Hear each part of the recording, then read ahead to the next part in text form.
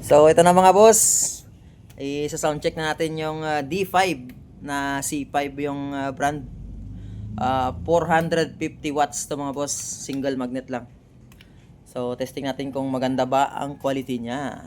Gamit natin yung amplifier na 733 at saka mixer lang mga boss, wala pa akong drive.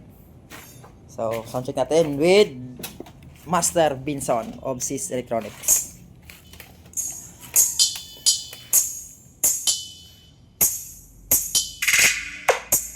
Puta baskog yan, ha? Nagalagting nga gina.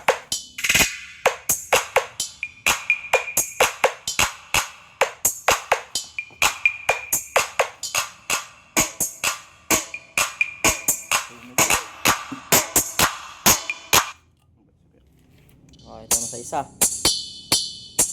Layo differential ba? Abo!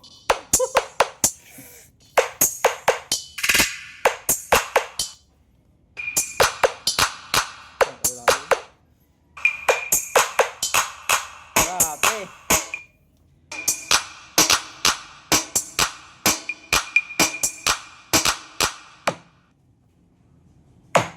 Uy. Grabe ba? Ayo dito. So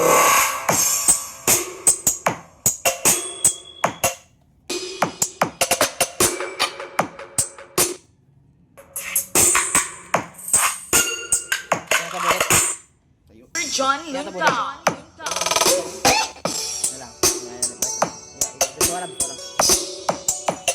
So, testing natin mga boss. Lagyan natin ng bullet para mas malakas talaga.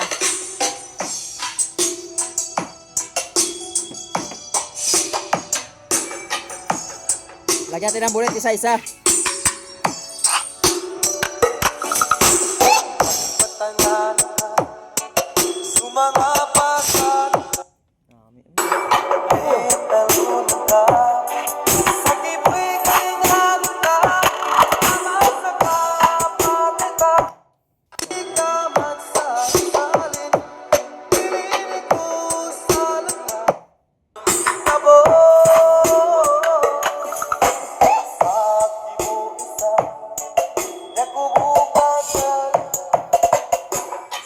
Monitor mo sa monitor mo sa tester kung pero output ka ano na. Ano to tester eh? Sige, monitor natin mga boss sa tester kung ilang volts yung output niya sa ganyang kalakas. So, subukan natin mga boss, lagyan ng tester kung ilan ng ano niya. Ilang volts ang kaya ng speaker na to.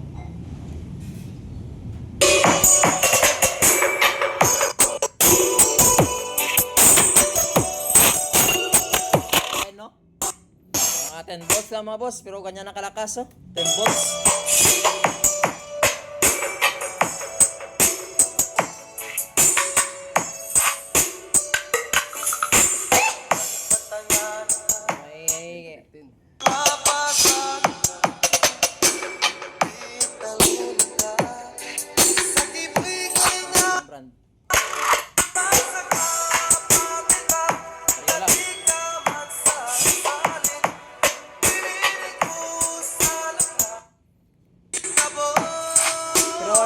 Hindi man overdrive babi ang hindi man overdrive ang unina no sa 10 volts. So mas maganda ito mga boss pang mid nyo sa D5 nyo. Tapos yung sub nyo is GM5. Hindi ka rin nang lang ka teacher ko. 300 watts na teacher mo. Okay rin good.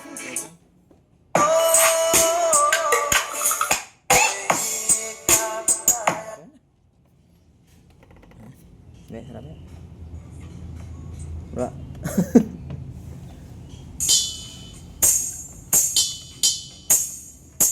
Maganda mga boss yung tunog niya kahit wala pang processor.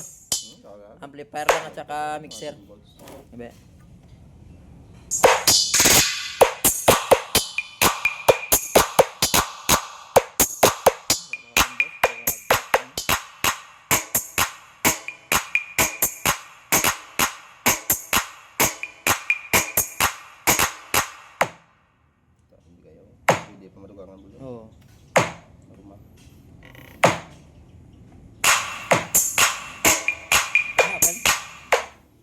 So, yan na mga boss.